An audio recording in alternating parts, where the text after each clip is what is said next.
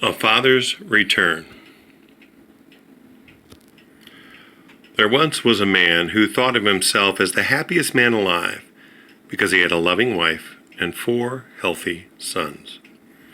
The oldest son was named Keen Eyes because he could follow tracks through the field and jungle better than anyone else in the entire village. The second son was known as Sharp Ears because he knew the call of every creature in the wilderness. The third son was named Strong Arms because he could win any contest of strength. The fourth son was only a baby, but his father was sure the boy would grow up to be as skilled and devoted as his brothers. One morning, the family awoke to discover that the father had disappeared. By nightfall, he had not returned, and the next morning brought no sign of his whereabouts. They talked it over and wondered where he might have gone. "Maybe he decided to visit our uncle," said Keen Eyes.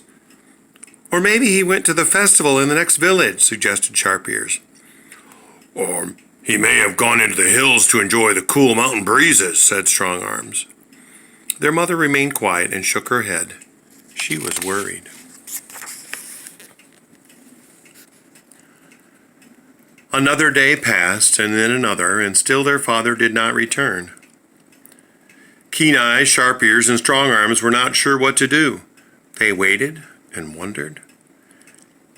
One morning, as the baby sat in his mother's lap, he opened his mouth and spoke his first words. "Where's Papa? I want Papa." His older brothers gazed at him, and suddenly they knew they had to do something. "That's right," said Keen Eyes. "Where is Father?" "Some harm may have come to him," said Sharp Ears. "We'll have to look for him," said Strong Arms. The 3 older brothers started out at once, following a path deep into the jungle. "Look, he came this way," said Keen Eyes, pointing. "I can see his tracks on the trail." He led his brothers across hills and valleys, through fields and woods, farther and farther from home, but finally the tracks disappeared, and even Keen Eyes lost the trail. "Oh, we have to give up," he said. "Wait," said Sharp Ears. "I hear someone crying out." He led his brothers even deeper into the wilderness, farther than they'd ever gone before, pausing every now and then to strain for the sound only he could hear. At last they came to a rushing river. Beside it lay their father, holding a growling leopard at bay with his spear.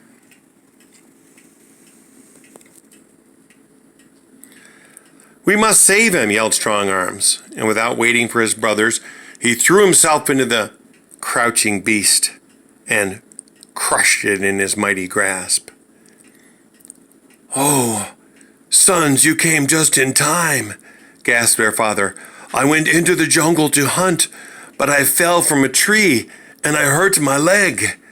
I could not make it home. I've lived on what food I could find, but my strength was failing, and the leopard was moving in for the kill."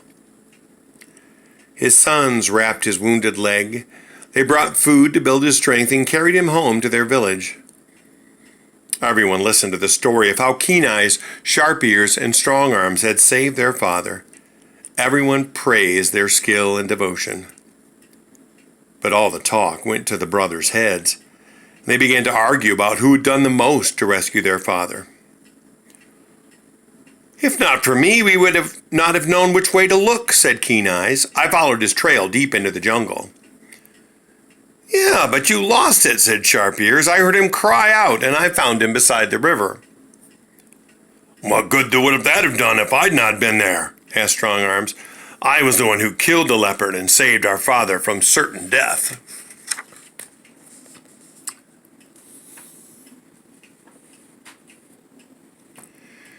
They argued with each other, and finally asked their father to decide who had done the most to save him.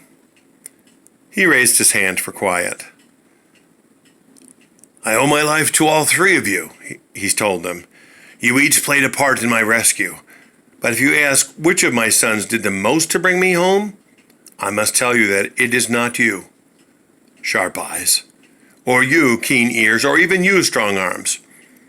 The one who truly brought me home is here." He took the youngest son in his arms. Then everyone remembered that this was the son whose first words had been, "Where's Papa?" Whose words had stirred his older brothers to action. The little boy's loving and aching heart had brought their father home.